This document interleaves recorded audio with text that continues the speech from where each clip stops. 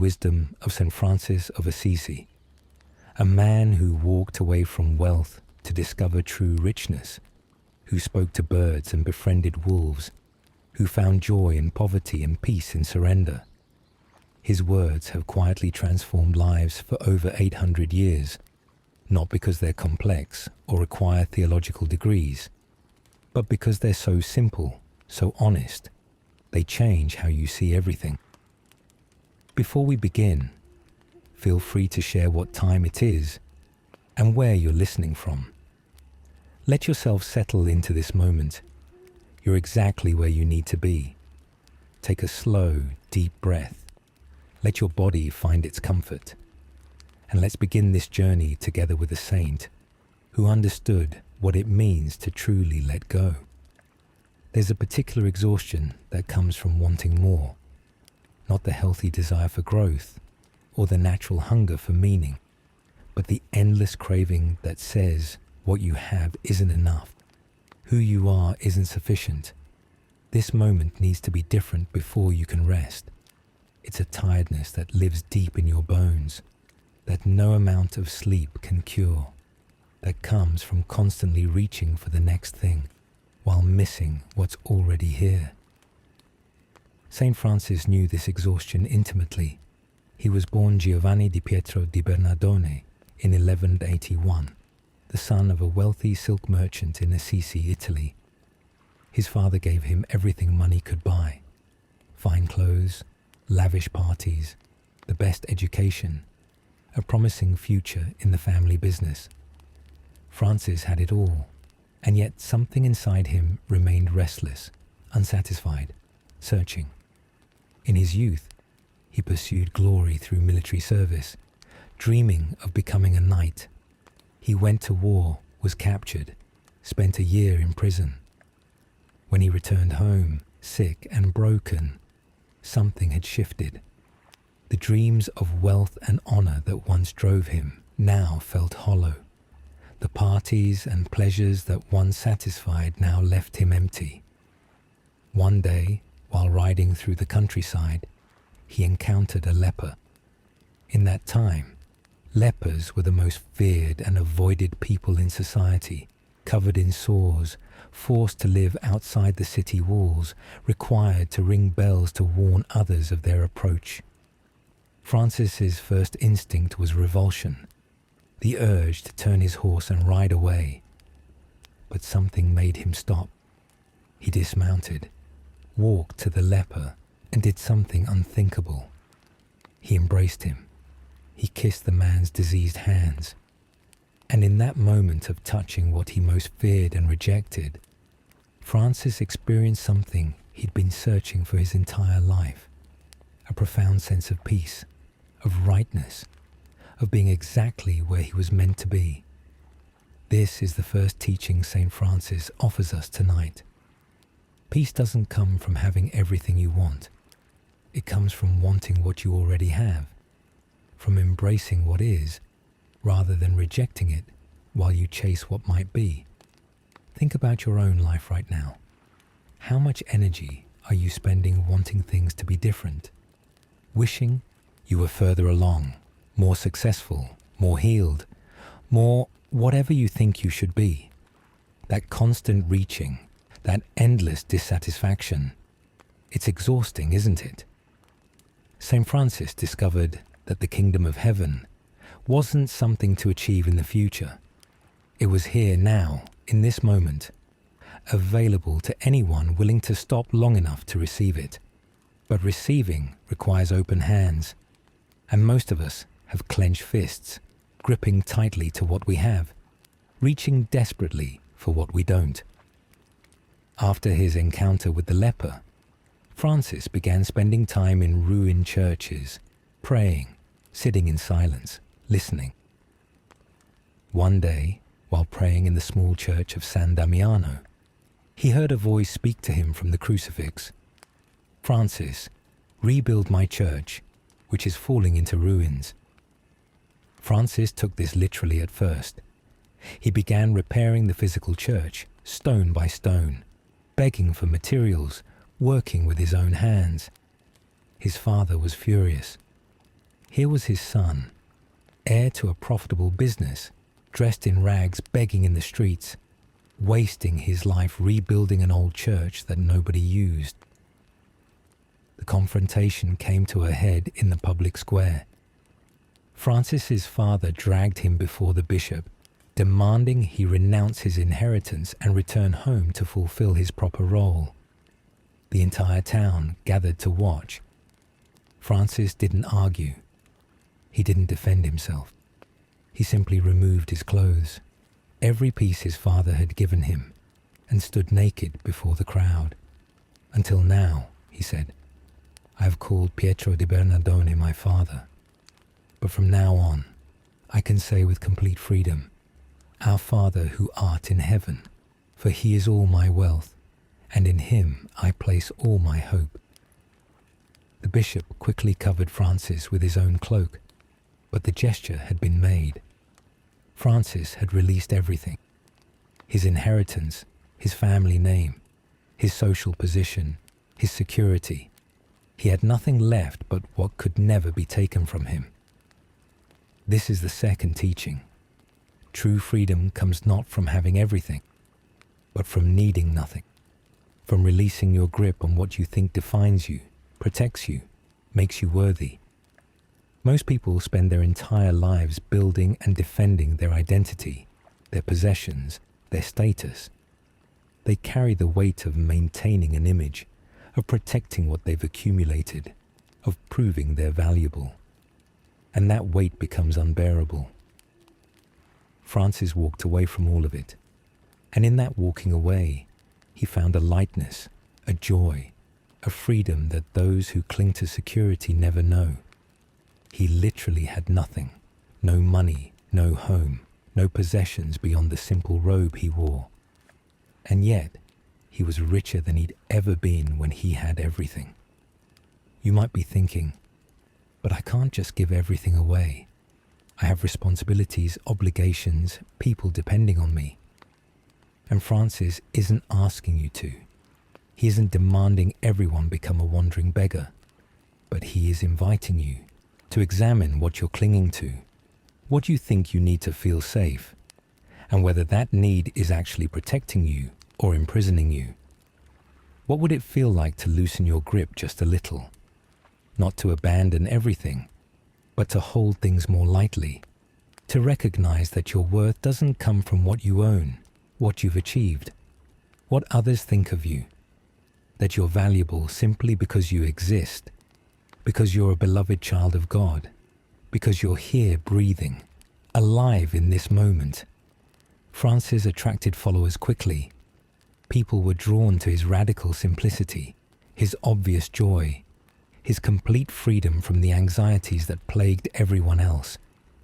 They wanted what he had, not his poverty exactly, but the peace that poverty had revealed in him. He didn't create a complicated rule for his followers.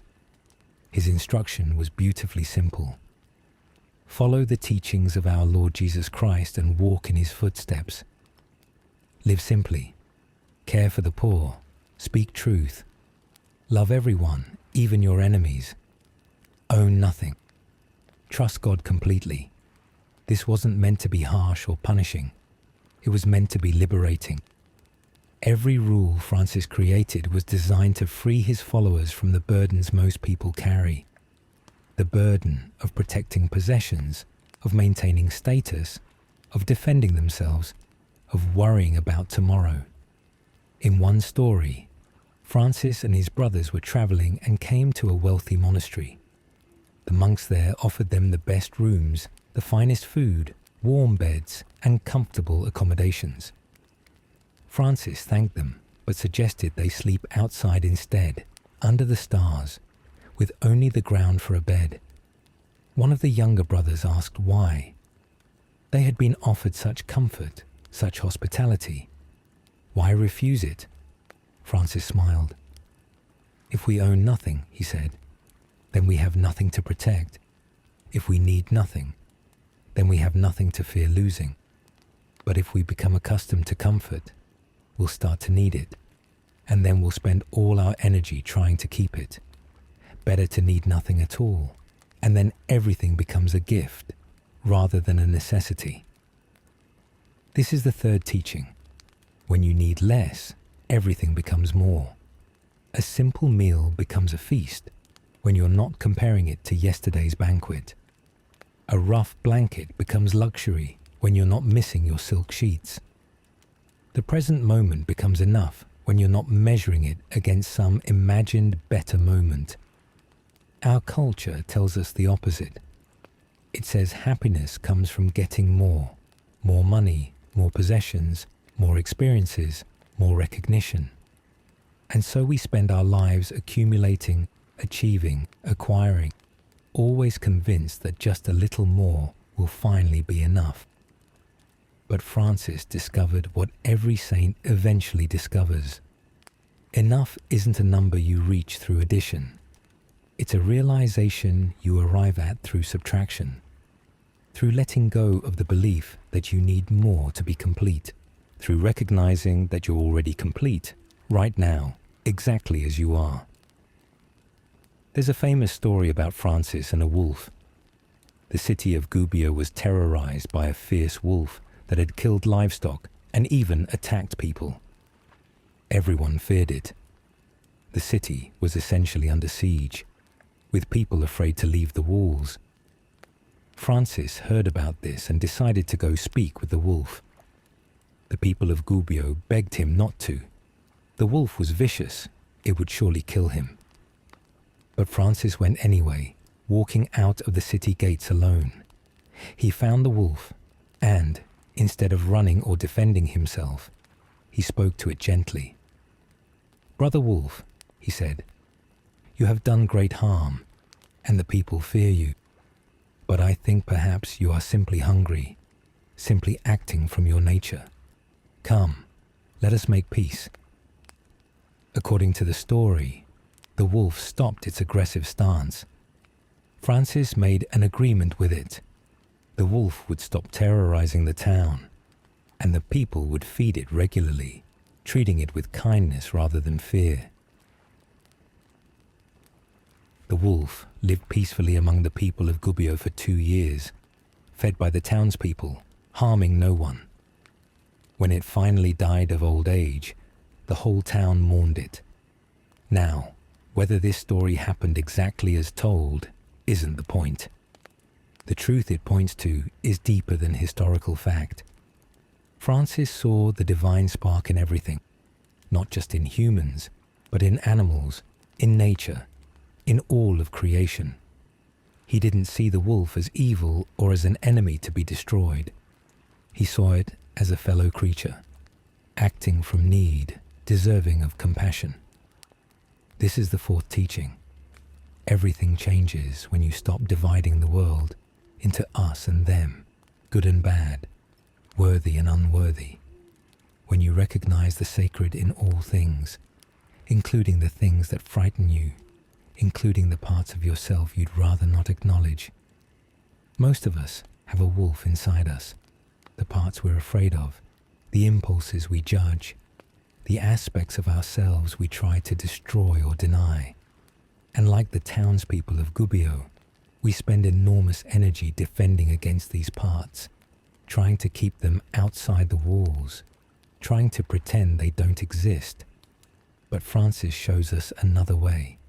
Speak to your wolf, acknowledge it, make peace with it. It's part of you, and it's simply acting from need, from hunger, from its nature. When you feed it with compassion instead of fighting it with fear, it often becomes gentler, less dangerous. Francis wrote many prayers and songs, but perhaps his most famous is the one we now call the Peace Prayer. Lord, make me an instrument of your peace. Where there is hatred, let me sow love. Where there is injury, pardon. Where there is doubt, faith. Where there is despair, hope. Where there is darkness, light. Where there is sadness, joy.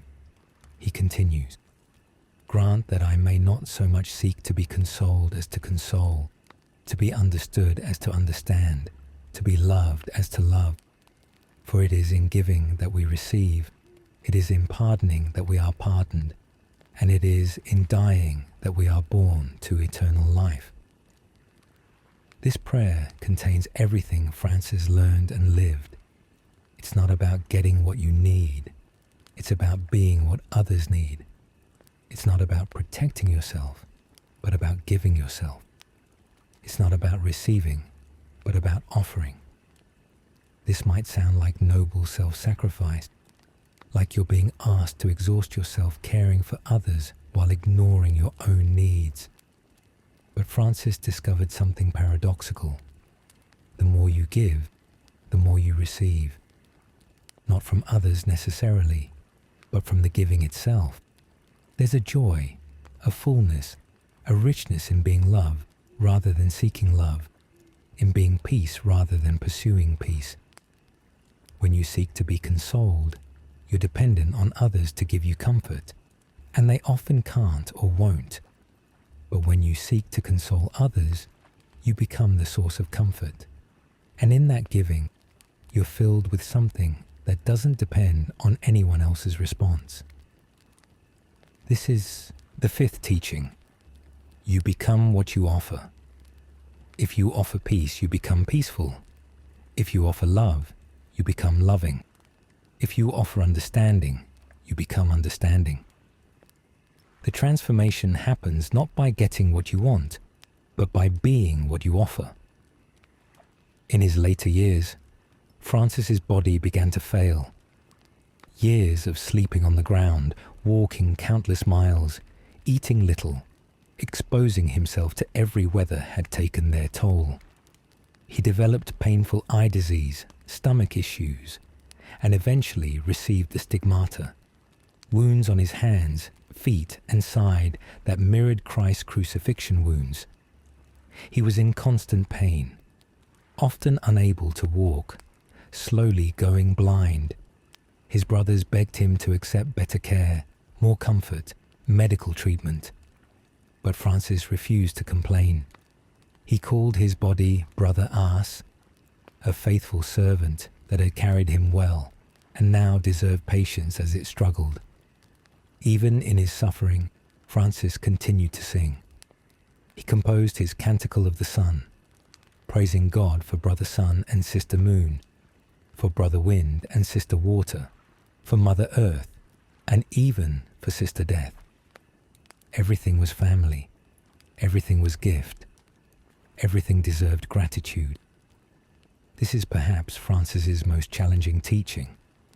Even suffering can be met with gratitude when you understand it as part of the wholeness of life.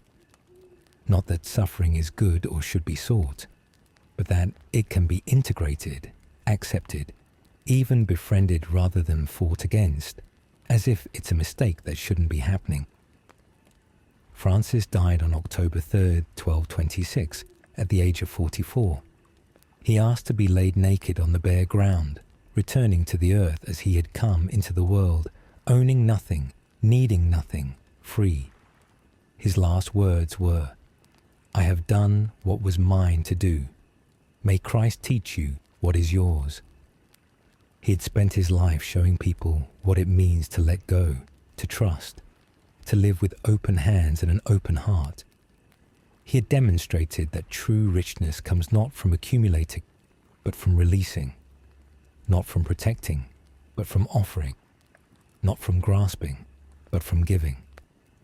As you lie here tonight, perhaps you can feel the invitation in Francis's life and words, not to do anything dramatic or make any sudden changes, but simply to notice where you're gripping, where you're holding on, where you're resisting what is. Maybe it's worry about the future. Maybe it's regret about the past. Maybe it's dissatisfaction with the present, this constant feeling that things should be different than they are. Maybe it's possessions you're protecting, or an image you're maintaining, or certainties you're defending. Francis would ask you gently, what would happen if you loosened your grip just a little? If you held things more lightly? If you needed less and appreciated more? If you gave more freely and received more gratefully? You don't have to strip naked in the public square or give away everything you own. Francis, isn't asking for dramatic gestures. He's inviting a subtle shift in how you hold your life, less tightly, more gently, with open hands rather than clenched fists. The peace he found wasn't the absence of difficulty. His life was actually quite hard in many ways. The peace was in his relationship to difficulty, in his ability to meet each moment without demanding it be different, to receive each experience as gift rather than judging it as good or bad. This peace is available to you tonight, not by changing your circumstances, not by achieving some spiritual state, but simply by relaxing your grip on how you think things should be and opening to how they actually are. Your breath moving in and out, your body resting here, this moment unfolding exactly as it is. Nothing to fix, nothing to achieve, nothing to become. Just this, just here, just now. Francis would remind you that you're already enough. You were created beloved, and nothing you do or don't do changes that fundamental truth. Your worth isn't something you earn, it's something you are. So let yourself rest in that tonight. Let the striving cease. Let the worry quiet. Let the endless wanting for more or different or better fall away, even just for these moments. You're safe. You're held. You're exactly where you need to be. Brother Sun has set. Sister Moon rises. Mother Earth holds you. And you can rest now, wrapped in the same peace Francis knew. The peace that comes from finally letting go. Sleep well. And may you wake tomorrow with hands a little more open, heart a little more trusting, spirit a little more free. Thank you for joining us tonight. Peace be with you, just as St. Francis would whisper if he were here beside you now. Pace bene. Peace and all good.